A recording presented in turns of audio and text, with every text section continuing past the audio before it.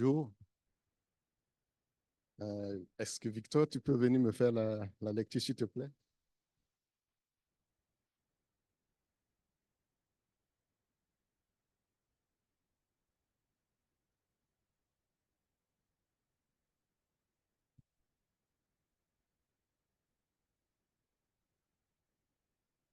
Maintenant donc, frères et sœurs, vous avez appris de nous comment vous devez vous conduire et plaire à Dieu. Et c'est ce que vous faites.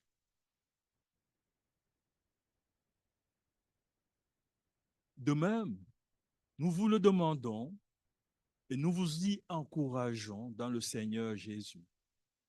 Progressez encore. Vous savez en effet quelles instructions nous vous avons données de la part du Seigneur Jésus. Ce que Dieu veut, c'est votre progression dans la sainteté. C'est que vous vous absteniez de l'immoralité sexuelle. C'est que chacun de vous sache garder son corps dans la consécration et la dignité sans le livrer à la passion du désir comme les membres des autres peuples qui ne connaissent pas Dieu. C'est que personne dans ce domaine ne fasse de tort à son frère ou ne porte atteinte à ses droits, parce que le Seigneur fait justice de tous ses actes, comme nous vous l'avons déjà dit et attesté. En effet, Dieu ne nous a pas appelés à l'impureté, mais à la consécration. Celui donc qui rejette ses instructions ne rejette pas un homme, mais Dieu, qui vous a aussi donné son Saint-Esprit. Vous n'avez pas besoin qu'on vous écrive au sujet de l'amour fraternel, car vous avez vous-même appris de Dieu à vous aimer les uns les autres. Et c'est aussi ce que vous faites envers tous les frères et sœurs dans la Macédoine entière. Mais nous vous encourageons, frères et sœurs, à progresser encore, à vous efforcer de vivre en paix, à vous occuper de vos propres affaires et à travailler de vos mains, comme nous vous l'avons recommandé.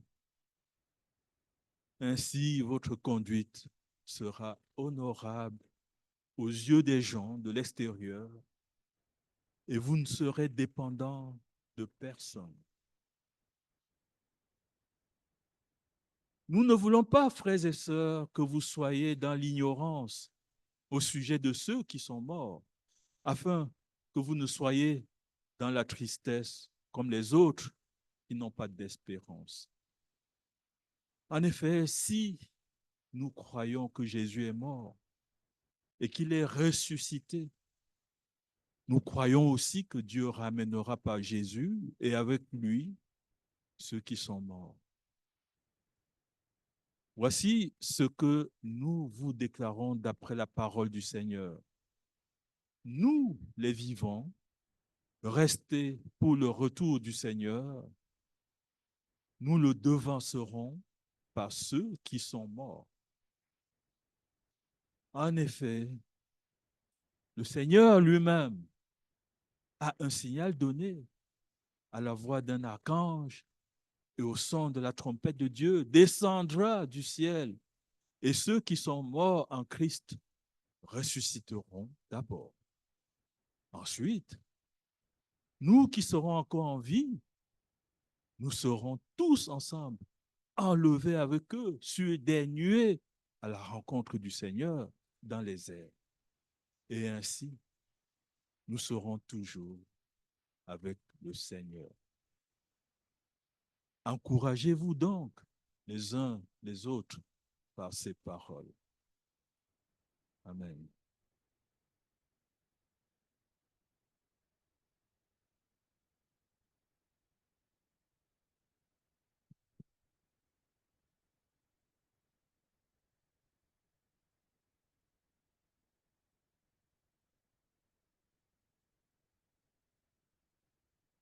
J'ai déjà salué, j'ai dit bon après-midi à tout le monde, bonjour à tout le monde. Euh, Avant de commencer, je voulais dire que dans mon introduction, mon objectif, ce n'est pas que de vous faire ressentir de la tristesse. Mon objectif, c'est de rappeler ce que nous apprenons à travers la lettre de Paul aux Thessaloniciens. Moi, j'ai appris à m'approprier de cette parole. Comme je l'ai dit entre-temps, nous avons besoin de nous approprier de la parole de Dieu, de ce qu'il nous dit. Donc, pour ceux qui ne le savent pas, mon père s'est converti dans les années, je pense, c'est 50. Il avait à peu près 14 ans. Il était le seul à se convertir dans son village. Et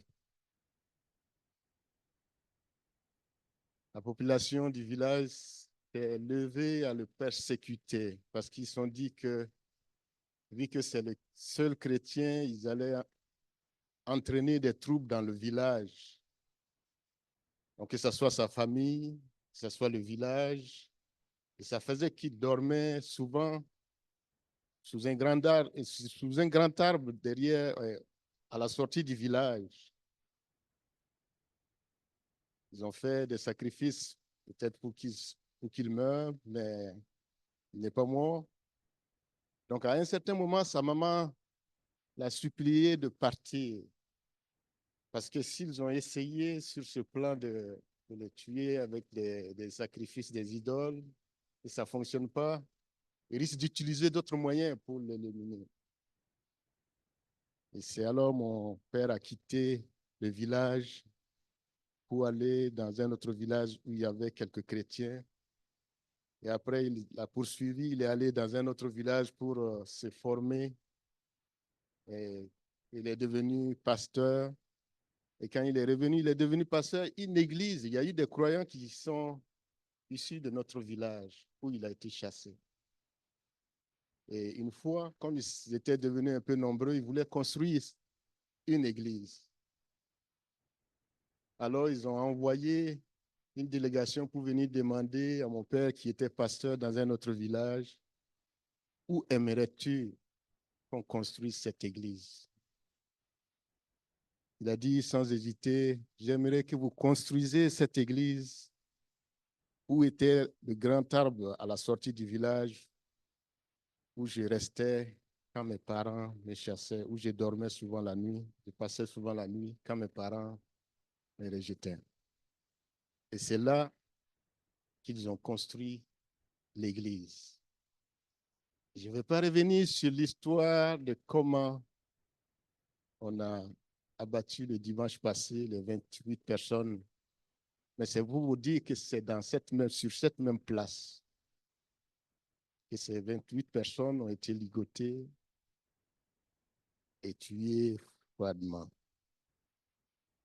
Parlant de mon grand frère, lui c'est Raphaël. Lui, c'est quelqu'un qui m'a appris beaucoup de choses. C'est comme une figure paternelle pour moi. Que ce soit mes premiers labours, que ce soit la première fois que je monte sur un âne.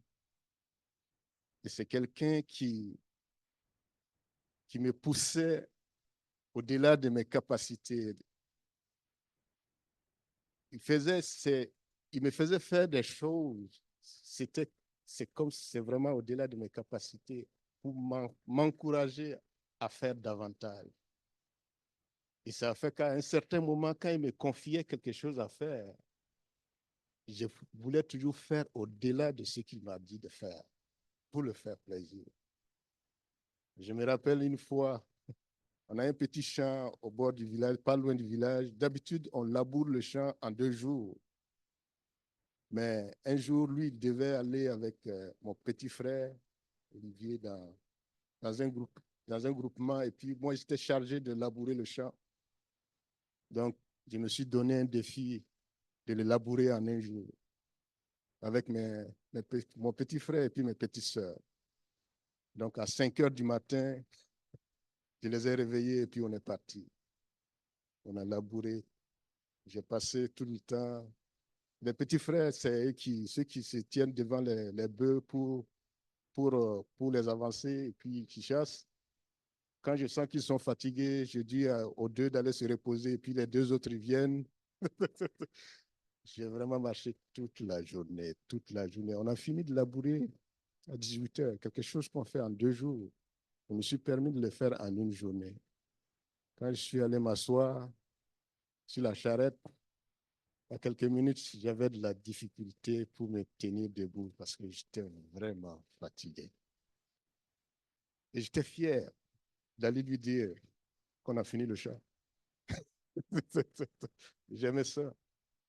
Et quand il me donnait une mission, je tenais tellement à le réussir. Et une fois, il m'a demandé d'aller chercher notre âne parce que pendant la saison sèche, on abandonne les animaux à eux-mêmes. Mais le soir, on part les chercher pour les ramener. Et cette fois-ci, j'ai cherché l'âne en vain et puis je suis revenu à la maison découragé. Je dis non, je n'ai pas retrouvé l'âne.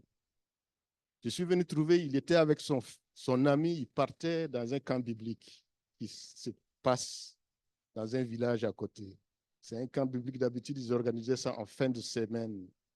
Donc, il devait quitter le soir vers 18 heures et puis arriver là-bas la nuit. Donc, lui et puis son ami, ils étaient prêts pour partir. Mais quand je lui ai dit que je n'ai pas retrouvé l'âne, il a dit à son ami, il faut partir. Il faut partir sans moi parce qu'il faut que je retrouve l'âne. Son ami dit non, lui aussi il va annuler. Il dit non, vas-y. Son ami est parti. Et puis lui, il est reparti à la recherche de l'âne. En moins de 30 minutes, je le vois, il était en train de revenir avec l'âne. Il avait cette facilité, je ne sais pas comment, ce que moi je trouvais difficile, il le faisait facilement. Et son ami est parti sans lui et il est resté. Ça, c'est ce que je peux dire sur mon grand frère, Raphaël. J'en ai plein d'histoires, mais le petit frère, c'est Olivier. Olivier, ça, c'est mon petit frère, c'est lui qui me suit directement. Lui, c'est celui que j'envoyais tout le temps. Il y a des choses souvent, quand je pense que si je me présente moi-même pour demander à mon père, ça ne va pas passer. Donc, c'est lui que j'envoyais pour aller tâter le terrain, pour voir si ça va marcher. Donc, et c'est avec lui, on gardait les animaux. Donc, c'est vraiment, il était, comme c'était le petit frère, il faisait vraiment des petits, c'est moi qui l'envoyais. Donc, quand on part, c'est lui qui se met devant les animaux et puis moi, je suis derrière. Et quand on part dans la forêt, à un certain moment, souvent, on a très faim et puis c'est lui que j'envoie pour qu'il retourne au village pour chercher de la nourriture et puis ramener. On était vraiment très proches. Mais lui, je vais vous dire une chose, il était le premier à organiser son anniversaire dans notre famille. J'avais trouvé ça hallucinant. Je ne savais pas ce que c'était. Moi, je n'ai jamais organisé mon anniversaire. Mais lui, il était le premier. Il était à l'école primaire. Il organise son anniversaire avec ses amis. Et samedi soir, il dit que non, que c'est son anniversaire. Et puis qu'il organise une fête. C'était du jamais vu. En tout cas, on ne parlait jamais d'anniversaire. Je dis, mais où est-ce qu'il a appris ça? Mais il était très engagé, effectivement, à l'église. Il joue mieux au tam-tam qu'au tambour que moi. Il est très loin, loin, loin, mieux que moi. Il était, quelques années, c'était lui, le président de la jeunesse du district de, de Nouna. Donc, pour que vous puissiez quand même savoir qui sont mes frères, qui sont restés là-bas. Et c'est comme nous avons vu une fois, C'est ce à quoi nous sommes tous destinés. C'est ce que Paul disait aux Éphésiens. Je vous avais prévenu, les tribulations, ça va venir. Et c'est ce à quoi vous êtes destinés. Que ce soit les tribulations qu'a vécu mon père, et c'est à quoi il était destiné. Que ce soit ce qu'a vécu mes deux frères, c'est ce à quoi ils étaient destinés. C'est ce que Paul dit. Nous sommes destinés à ça, même si c'est difficile à accepter. C'est vraiment ce message qu'il a dit aux Éphésiens. Que ce soit les 26 autres personnes. Comme je l'ai dit, c'est vraiment la grande famille pour nous. Et tous ces 26, soit c'est des cousins, soit c'est des neveux, soit c'est des beaux-frères. C'est juste une famille. Et ces deux frères, moi, deux frères, comme je l'ai dit, en 2002, moi, je les avais dit de quitter parce que la sécurité du village était très précaire. Je les avais dit de quitter le village. Mais ce que j'ai apprécié dans leur façon de faire, ils ont dit, nous avons le choix de quitter. C'est-à-dire, ils pouvaient aller dans les autres villes. Mais qu'en sera-t-il de ceux qui n'ont pas le choix de quitter? Ceux qui n'ont pas un endroit comme nous où aller. Donc, ils sont restés. Et je vous dis, même la dernière semaine, mon grand frère les a appelés pour les dire de quitter. Mais c'est toujours la même façon de voir. Nous avons le choix de quitter. Mais qu'en est-il de ceux qui n'ont pas le choix de quitter? Donc, ils sont restés ensemble. Je raconte ça pour dire, leur mort, ça fait de la peine. Mais dans la perspective, dans notre perspective en tant que chrétiens, ils sont morts en martyrs dans la maison du Seigneur. Et ça réduit notre peine, ça réduit ma douleur, ça me donne la paix de vivre. Le dimanche passé, nous avons parlé du message de Paul aux Thessaloniciens. Et je compte le poursuivre parce que, quelque part, peut-être on allait s'arrêter. J'ai dit, mais ça tombe juste dans le sujet de ce que nous vivons. Paul avait dit, c'est pourquoi, impatients que nous étions et nous décidons à rester seuls à Athènes, nous envoyons Timothée, notre frère ministre de Dieu, dans l'évangile de Christ, pour vous affermir et vous exhorter au sujet de votre foi, afin que personne ne fût ébranlé au milieu des tribulations présentes. Car vous savez vous-même que nous sommes destinés à cela. Et ça, je veux qu'on s'approprie de cette parole. Nous sommes destinés à cela. Et lorsque nous étions auprès de vous, nous vous annoncions d'avance que nous serions exposés à des tribulations, comme cela est arrivé et comme vous le savez.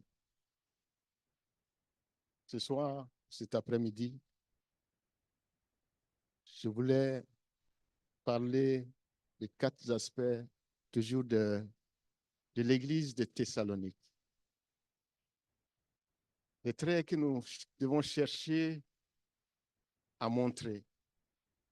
Le premier, que des gens de Thessalonique, c'est des personnes qui cherchaient à plaire à Dieu de progrès en progrès.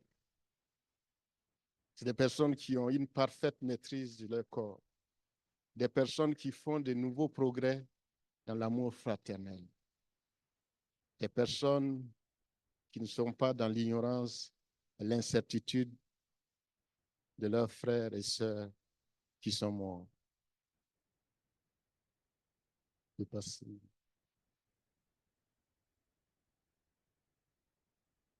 Dans notre parcours de foi, nous sommes appelés non seulement à suivre Dieu, mais à lui plaire en tout temps.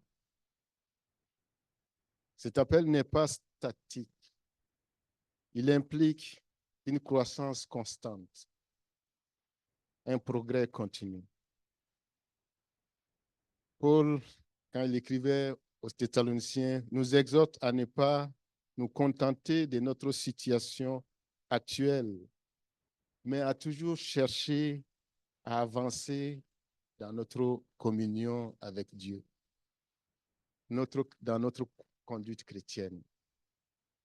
Le but ultime est notre progression dans la sanctification, une démarche qui reflète notre désir de plaire à Dieu et de vivre selon ses instructions. Paul commence ce passage en rappelant aux Thessaloniciens qu'ils savent déjà comment se conduire pour plaire à Dieu et qu'ils sont déjà sur cette voie. Cependant, il les encourage à progresser encore. Il les encourage à progresser encore. Cette exhortation souligne que la vie chrétienne est un voyage constant de croissance et d'amélioration. Personne n'a atteint la perfection. Il y a toujours des aspects de notre vie qui peuvent être améliorés pour plaire davantage à Dieu. Pour le rappel aux Thessaloniciens qu'ils connaissent déjà quelles instructions ils ont reçues de la part du Seigneur Jésus. Ces instructions ne sont pas de simples suggestions, mais des directives divines pour une vie qui honore Dieu. En se conformant à ces enseignements, les croyants manifestent leur engagement envers Dieu et leur désir de lui plaire. La vie chrétienne nécessite une soumission aux enseignements de Jésus, car c'est par eux que nous apprenons à vivre de manière digne de notre appel. Le verset 3 met en lumière le désir profond de Dieu pour ses enfants, leur progression dans la sanctification. La sanctification n'est pas une option ou un état réservé à quelques-uns, mais une exigence pour tous ceux qui veulent plaire à Dieu. Paul spécifie que cette progression inclut de s'abstenir de l'immoralité sexuelle, un domaine souvent en proie aux tentations. En choisissant la sanctification et en fuyant le péché, nous allions notre vie avec la volonté de Dieu et démontrons notre engagement à lui plaire. Chercher à plaire à Dieu de progrès en progrès est un voyage de toute une vie. C'est un processus qui requiert de l'engagement, de la discipline et une profonde volonté de grandir dans la foi. En suivant les instructions de Jésus et en nous efforçant de vivre dans la sanctification, nous honorons notre appel en tant que chrétiens et manifestons notre désir de plaire à Dieu. Que chaque jour soit une nouvelle occasion de progresser dans notre relation avec Dieu, cherchant toujours à le glorifier dans tout ce que nous faisons. Nous allons passer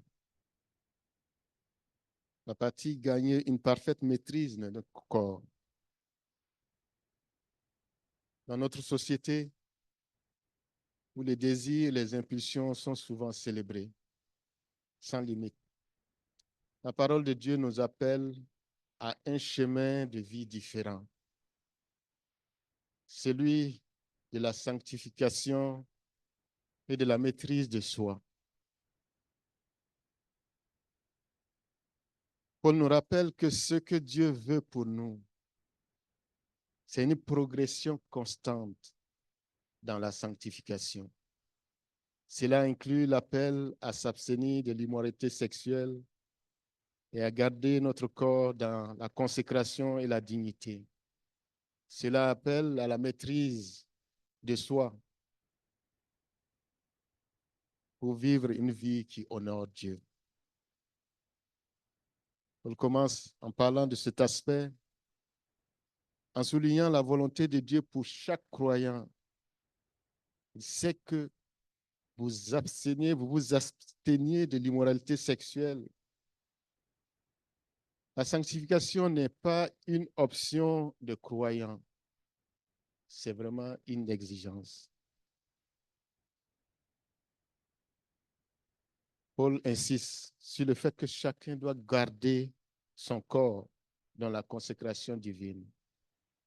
Cela implique une discipline personnelle, un contrôle sur nos désirs, évitant de les laisser nous dominer.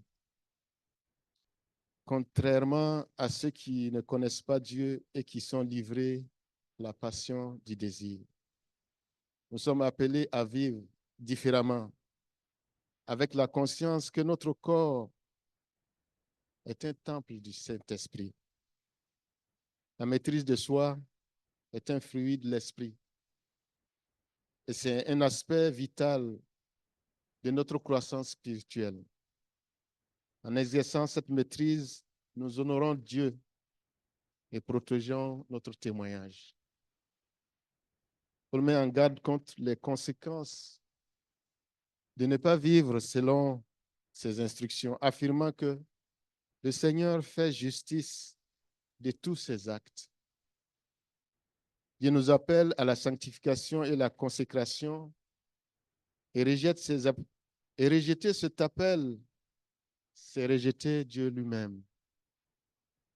C'est un rappel solennel que nos actions ont des conséquences, non seulement pour nous, mais aussi pour ceux qui nous entourent. En choisissant de vivre dans la sanctification, nous respectons non seulement Dieu, mais aussi nos frères et sœurs, en ne leur causant pas de tort par nos actions.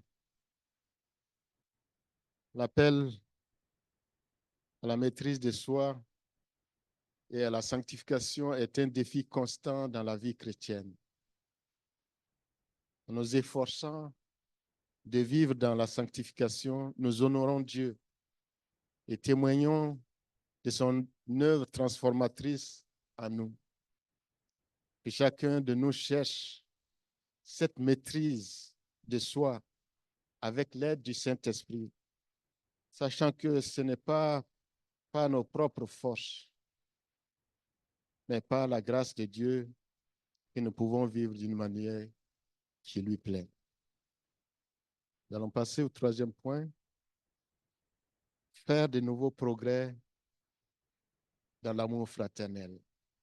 Si vous remarquez, dans la lettre de Paul, il revient plusieurs fois sur l'amour, parce que ça prend une place capitale dans la vie chrétienne.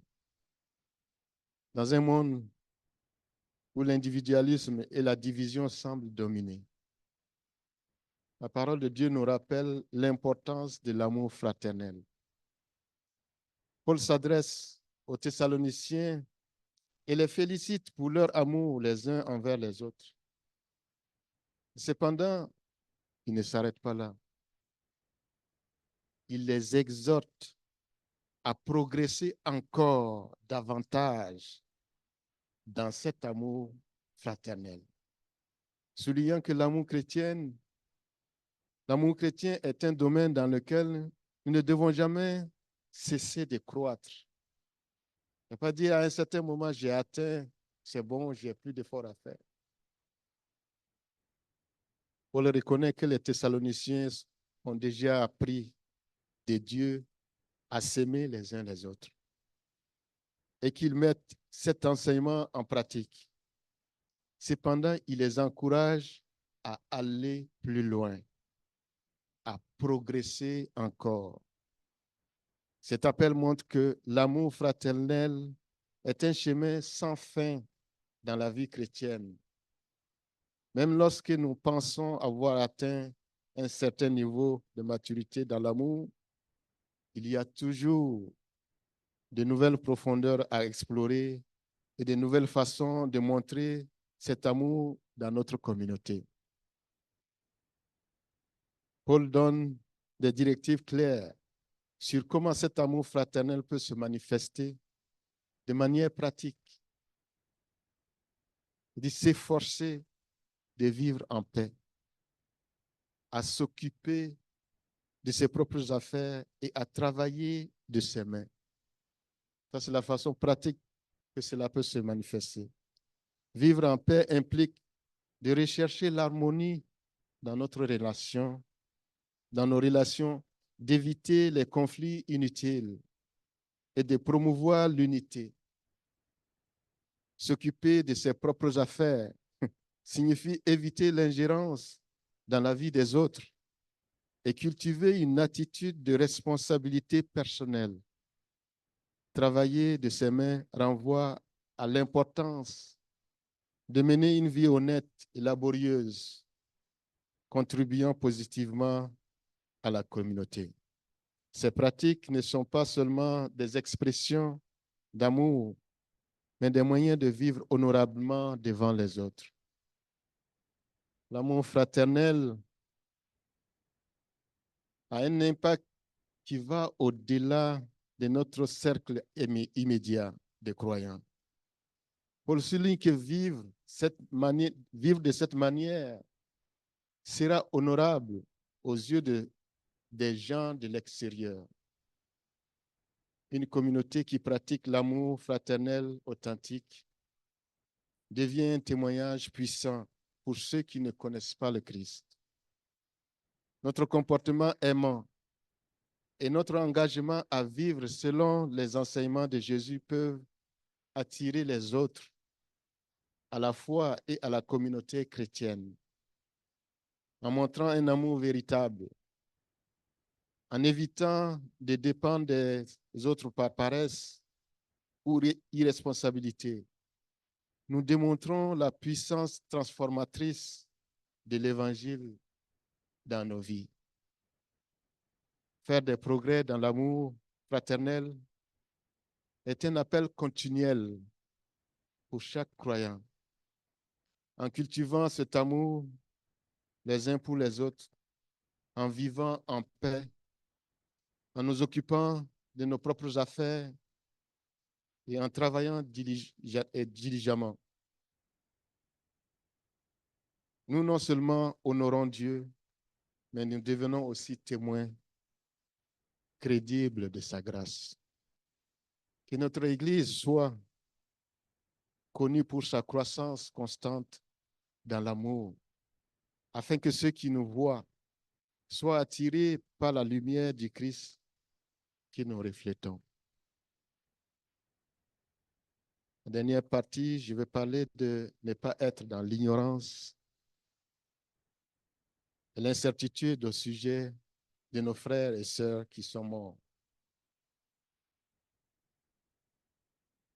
Dans notre cheminement de foi, la question de la mort et de ce qui arrive après est une source de grande préoccupation et d'incertitude pour beaucoup. Cependant, en tant que chrétiens, nous avons une espérance particulière qui dépasse les limites de cette vie. L'apôtre Paul nous encourage à ne pas être dans l'ignorance et à ne pas pleurer comme ceux qui n'ont pas d'espérance. Il nous rappelle que la résurrection de Jésus est le fondement de notre espérance en la vie éternelle pour nous et pour ceux qui sont morts en Christ. Si nous croyons que Jésus-Christ est ressuscité, nous devons aussi croire que nos frères et sœurs qui sont morts en Christ ressusciteront aussi. On commence par dire qu'il ne veut pas que nous soyons dans l'ignorance au sujet de ceux qui sont morts. L'ignorance peut mener à la peur et à la tristesse excessive. Mais Paul nous donne une assurance, une espérance vivante basée sur le fait que Jésus-Christ est mort et ressuscité.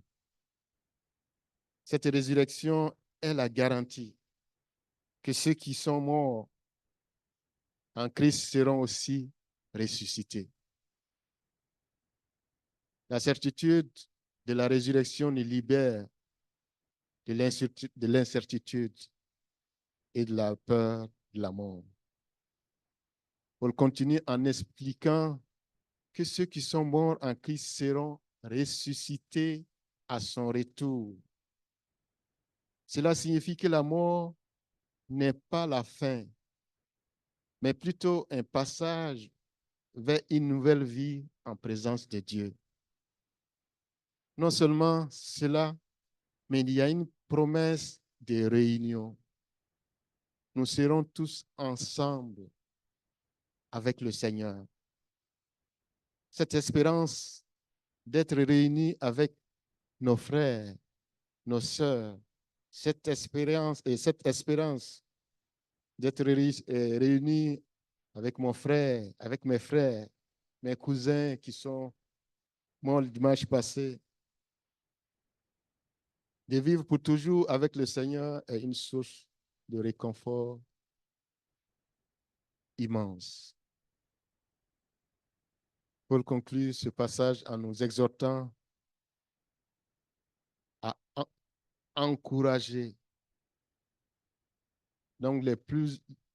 encourager donc les uns les autres par ces paroles d'espérance. En tant que communauté chrétienne, nous avons la responsabilité de nous rappeler mutuellement cette espérance. Lorsque nous sommes confrontés à la perte ou à la peur de la mort, nous devons nous tourner vers ces vérités et nous rappeler les uns les autres que la mort a été vaincue par Jésus-Christ. Notre rôle est d'être des porteurs d'espérance. Notre rôle, c'est vraiment d'être des porteurs d'espérance, surtout dans les moments de deuil et de désespoir. La lettre de Paul aux Thessaloniciens nous rappelle à vivre dans la lumière de l'espérance que nous avons en Christ. Nous ne devons pas être dans l'ignorance ou la peur, mais plutôt nous appuyer sur la certitude de la résurrection et de la vie éternelle. En nous encourageant mutuellement avec ces vérités, nous renforçons notre foi et notre espérance à l'avenir que Dieu a promis à tous ceux qui sont en Christ. Soyons des témoins vivants de cette espérance dans un monde souvent marqué par l'incertitude et la désolation. En conclusion,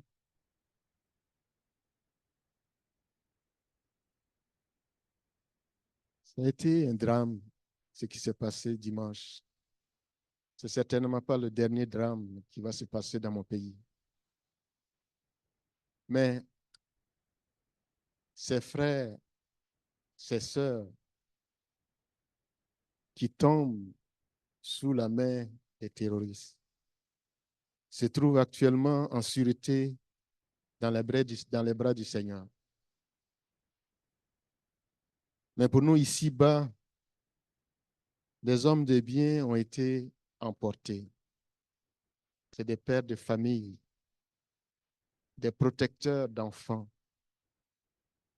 des pourvoyeurs de biens pour leur famille, des amis.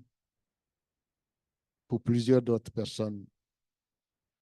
Dans notre désespoir, nous pouvons protester contre Dieu.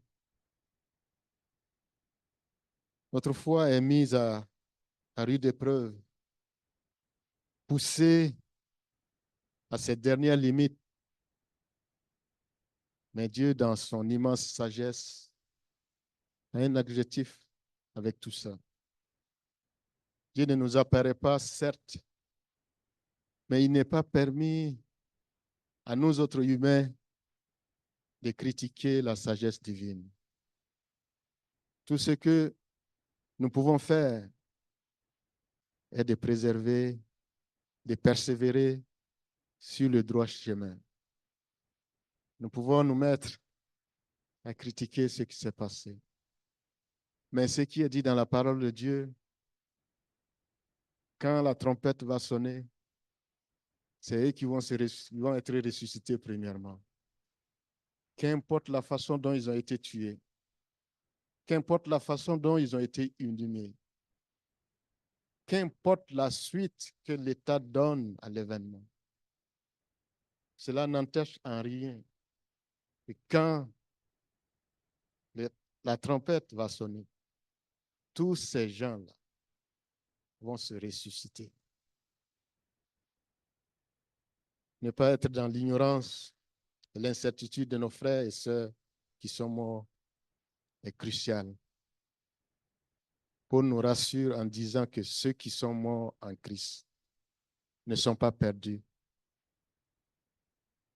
mais qu'ils seront ressuscités et réunis avec le Seigneur. Cette espérance nous donne une paix.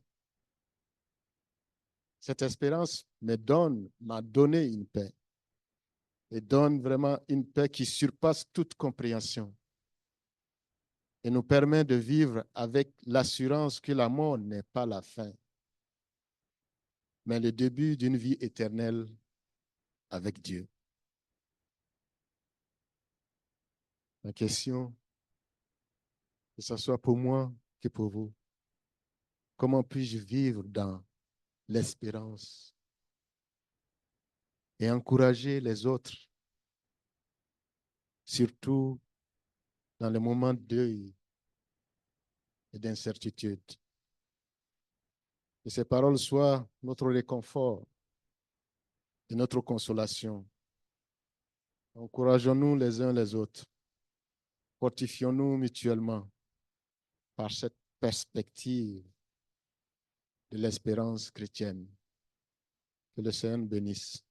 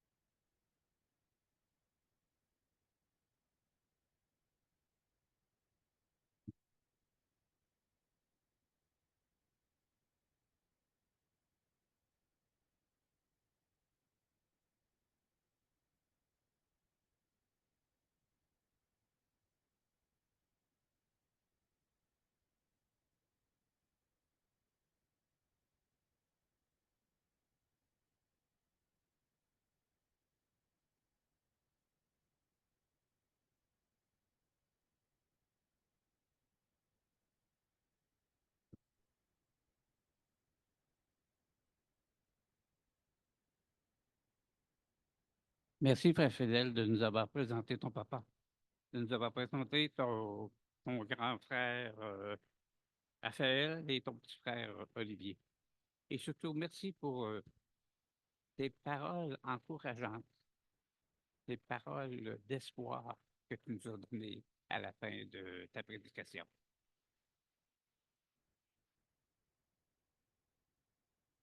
Maintenant, c'est le repas du Seigneur. C'est le moment de nous préparer pour nous unir avec la communion avec le Seigneur. Si vous voulez bien avancer pour prendre les éléments.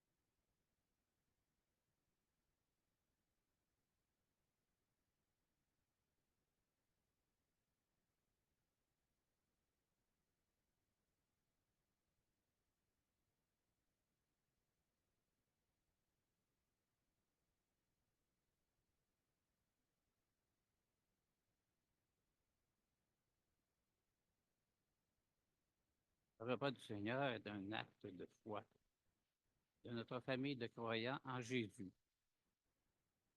Examinons-nous pour être dignes.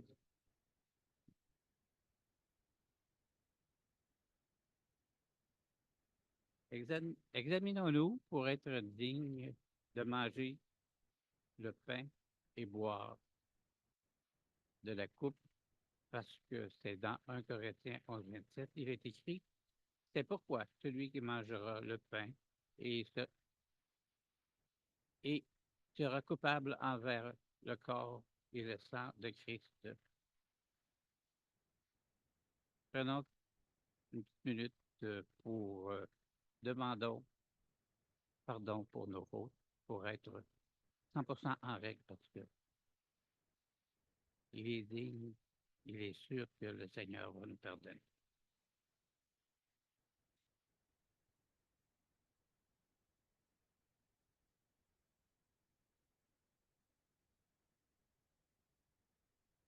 En effet, j'ai reçu du Seigneur ce que je vous ai transmis.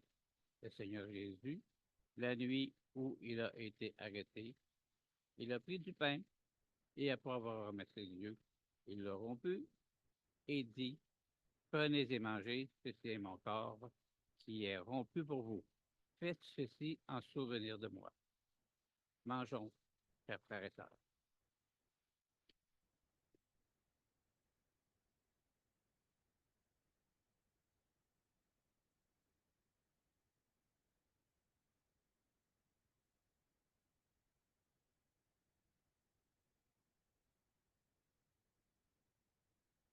De même, après le repas, il a pris la coupe et dit, cette coupe est la nouvelle alliance en mon sang. Faites ceci en souvenir de moi toutes les fois que vous en boirez. Vivons ensemble, frères et sœurs.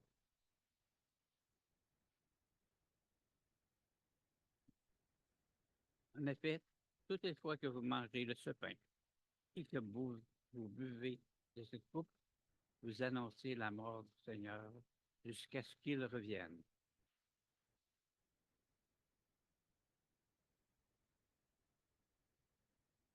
Encore une fois, Seigneur Dieu, nous implorons ton pardon, nous implorons ton désir de nous recevoir et nous implorons ta consolation, Seigneur Dieu, pour ceux et celles qui sont éprouvés par le décès de leur père, de leur sœur, de leur cousin, cousine. Seigneur, sois leur refuge. Amen.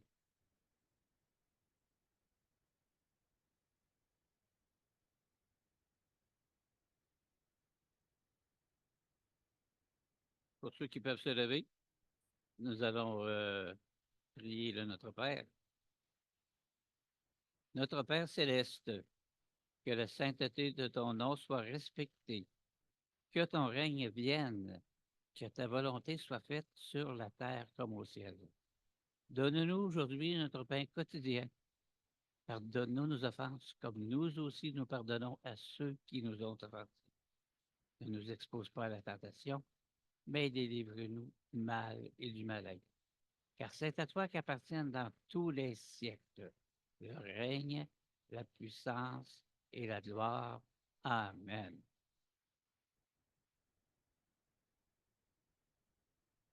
Une prière de l'Église pour 2024. Ô Dieu, fais de nous un puissant phare de Dieu à Québec, éclairant les ténèbres jusqu'au Niger. Que chacun reçoive aujourd'hui la lumière de ta parole par le Saint-Esprit pour marcher par l'Esprit et non la chair, louer et adorer Dieu en esprit et en vérité, afin de connaître et approfondir la vérité qui est Jésus, dans le but de briller par le témoignage de Jésus localement et mondialement. Que nous soyons consacrés, mis à part, séparés du péché et livrés à Dieu pour vivre pour Dieu en Jésus.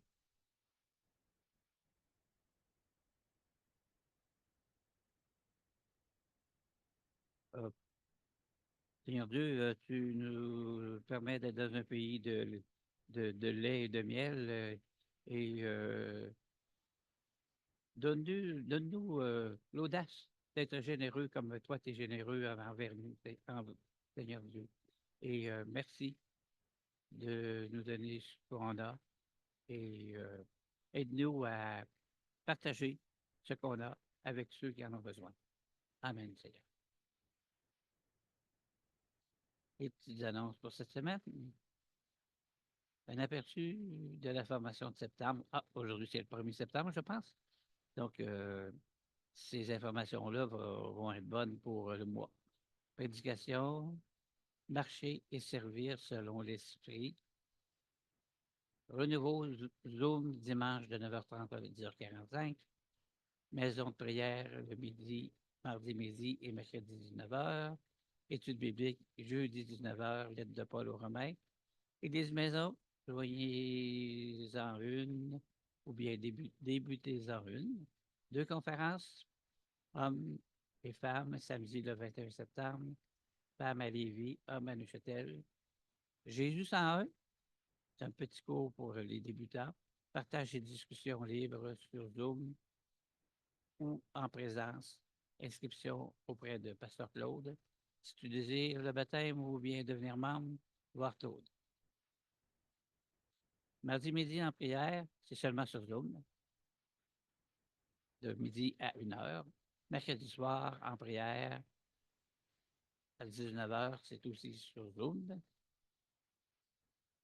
Études bibliques du jeudi soir en pause jusqu'en septembre. Ben, ça veut dire que ça va commencer bientôt, mais pour le moment, l'invitation officielle n'est pas encore faite. Merci fidèle pour ton travail.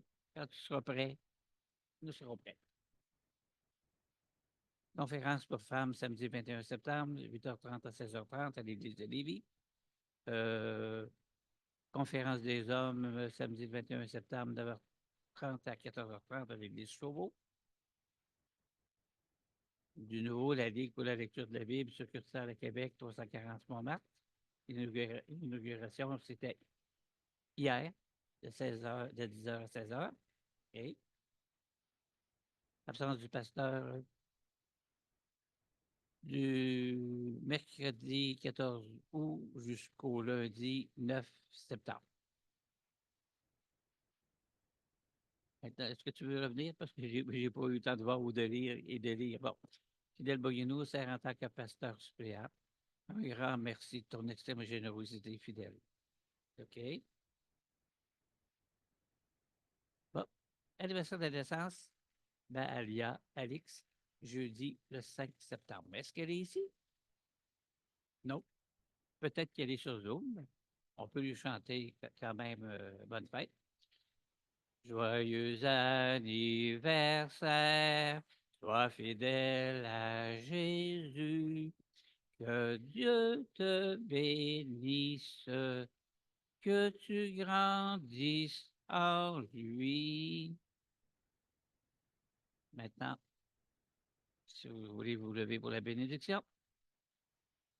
Dieu bénit le 7e jour et en fit un jour saint parce que ce jour-là, il se reposa de toute son activité, de tout ce qu'il avait créé. Vous êtes invités à aller au sous-sol pour prendre un café ou prendre un biscuit et fraterniser. Et les autres, je vous dis bonne semaine et on se revoit bientôt.